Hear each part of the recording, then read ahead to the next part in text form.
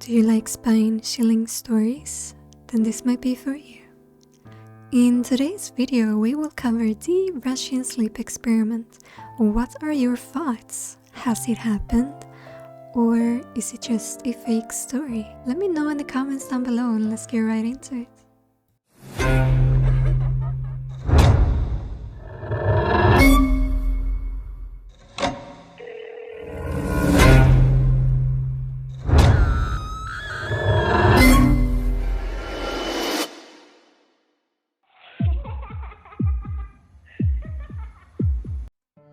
It was during the wake of World War II in Soviet. The government, together with the military, decided to take upon an experiment, which was to explore the effects of sleep deprivation on the human body. To stay awake days at a time, they had this new gas they decided to use. So in the late 1940s, researchers kept 5 test subjects that was political prisoners deemed enemies of the state during the World War II. The researchers came up with a false statement and told the test subjects that if you stay awake for more than 30 days, all charges against you will be dropped and you will be freed. And the results of this experiment was that you couldn't tell if the test subjects was human, subhuman, or demon creatures. This creepypasta story is one super interesting story to me, and I will try my best to tell you guys the story and the information that I have. And you guys can later on let me know what your thoughts are on this creepypasta. The researchers kept 5 test subjects awake for 15 days straight with the help of an experimental gas-based stimulant. They were being kept in a sealed environment to carefully monitor their oxygen intake, since the gas could be dangerous with too high intake. Since it was in the 40s, there were no cameras. They instead had microphones and a 5-inch thick glass window were placed in the chamber, in the size of a portal to monitor them through. They had cots to sleep on, all 5 of them, but no bedding to it. They were given running water and toilets, all in the same small room, but enough space to walk around. They also were given dried food that should last for at least over a little month. The first following 3 days was great. The test subjects hardly complained. They kept on having conversation with each other and often seemed to talk about traumatic incidents happening in their past.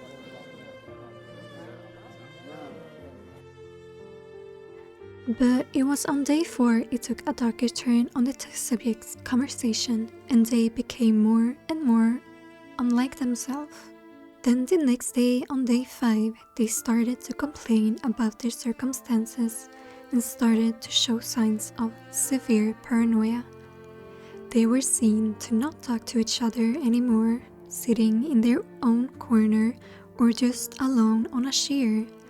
The test subjects started to whisper into the microphones and the window or mirror. They started to try win over the experimenters to their side to gain trust, and the researchers thought that that was an effect of the gas for their strange behavior. It was on day 9 the test subjects took a turn and their behavior involved hysterical. One started screaming and ran along the chamber's walls, repeatedly yelling on top of his lungs for 3 hours straight, without stopping to catch air until he started doing occasional squeaks, probably because he physically torn his vocal cords. What was even weirder to the researchers was that the other test subjects didn't react to the strange behavior of the constant screaming. Then the second subject started screaming as well, while the other 2 test subjects started to take books and rip them apart, smeared the pages with their feces, which is their poop. They put the pages up against the window mirror, then it all stopped. After 3 more days had passed, the experimenters decided it was time to check the microphones to see if they were still working, because during these days, no sound has been going through the microphones, which was kinda weird to them, so they wanted to make a quick checkup. Then on day 14, just a day before the experiment was gonna be over, they decided to call out to the test subjects. They made up a story to try get a response or a reaction from the captives, cause the researchers started to get scared that they were dead or become vegetables.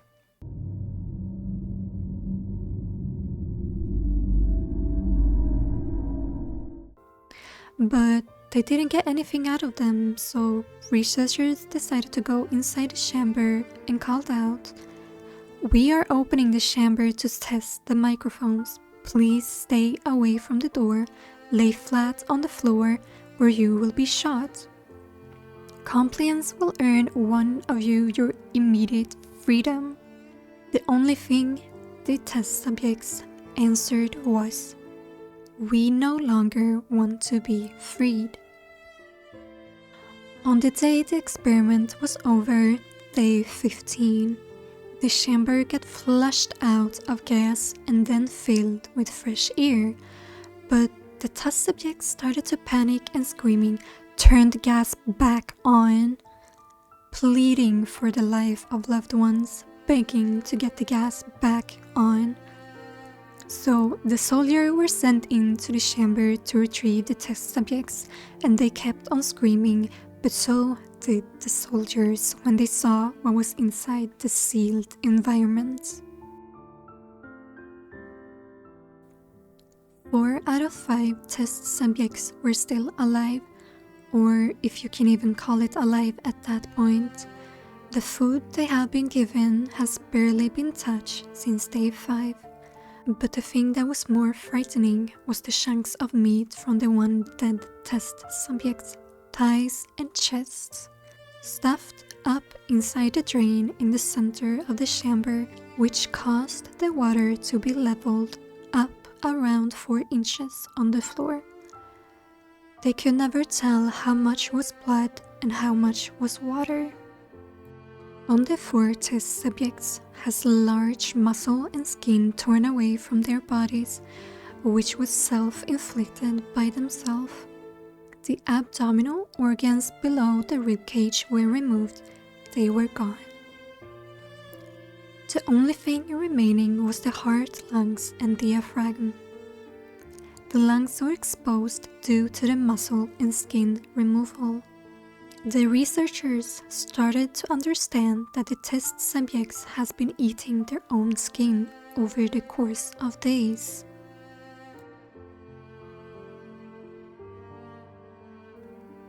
The Russian soldiers and the special operatives refused to turn back inside to take out the test subjects, and so did the subjects as well. They kept on screaming to be left inside the chamber and kept on begging for the gas to be turned on so they wouldn't fall asleep. And since they didn't want to listen to them, the test subjects put up a fight with the Russian soldiers to leave them alone.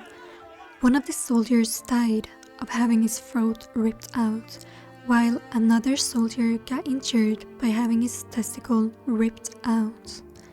One soldier got one of the subject's teeth in his leg.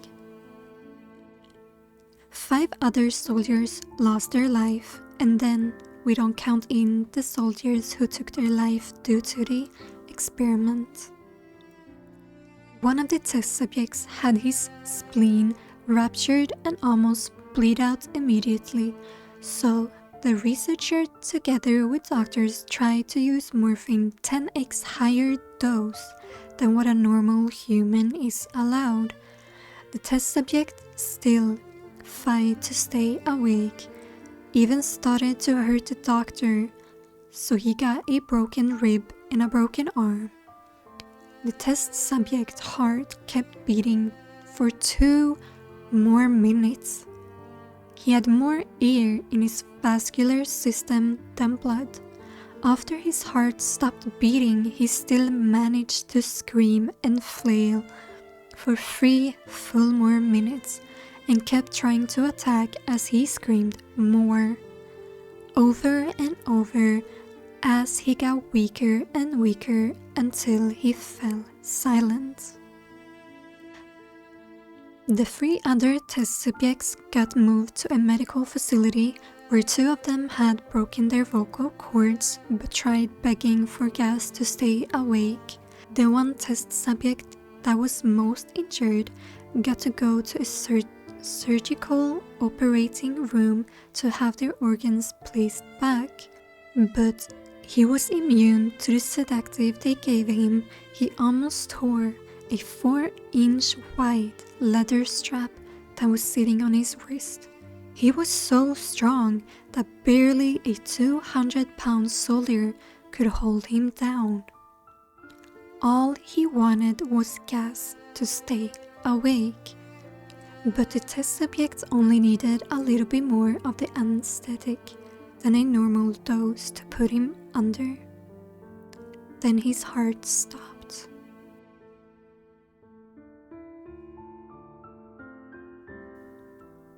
This guy had tripled the normal level of oxygen you should have.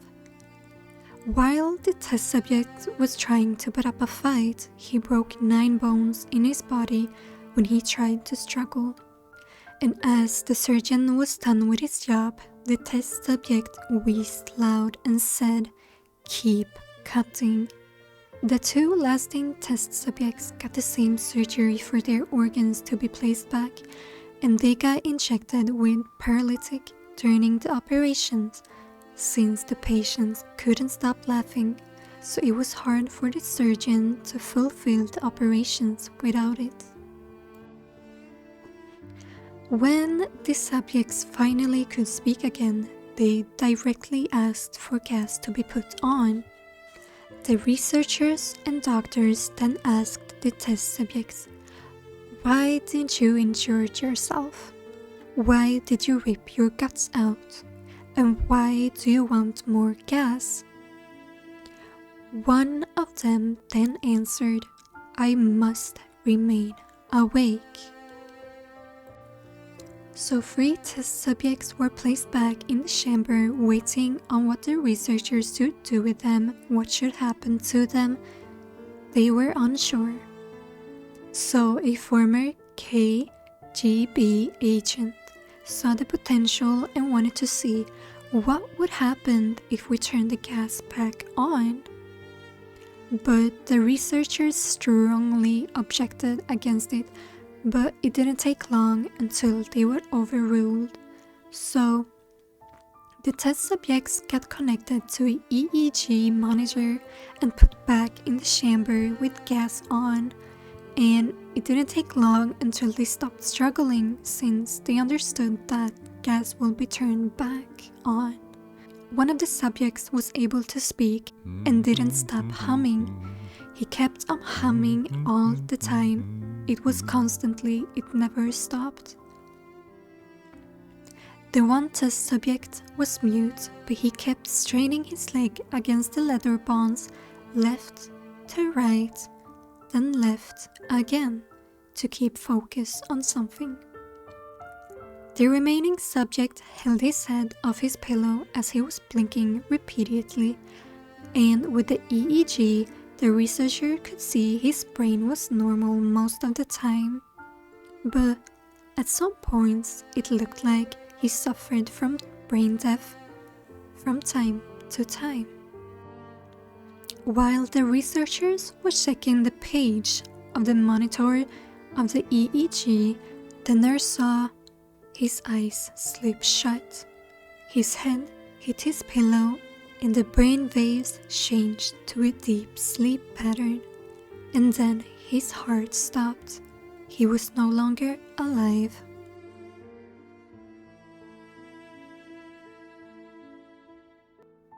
The only remaining subject that could speak started to scream to be sealed in now, and his brain was showing the same pattern as the subject before who died from falling asleep. So the commander said to seal the chamber. So inside the chamber was now the 2 remaining test subjects and the 3 researcher. But then it all took a turn somehow. One of the 3 researchers then shot the commander point blank between his eyes. Then he went up to the test subjects that was being mute and shot his brains out. As he pointed the gun to the last test subjects, the last of the members of medical team and researchers fled the chamber.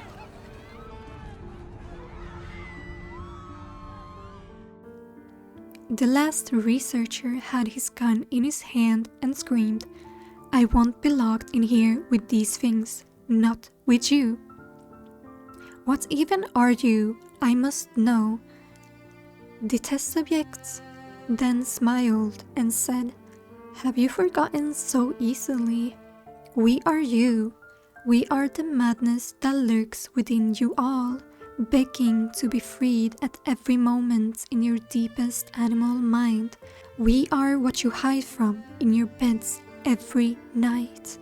We are what you sedate into silence and paralysis when you go to the nocturnal heaven, where we cannot freed."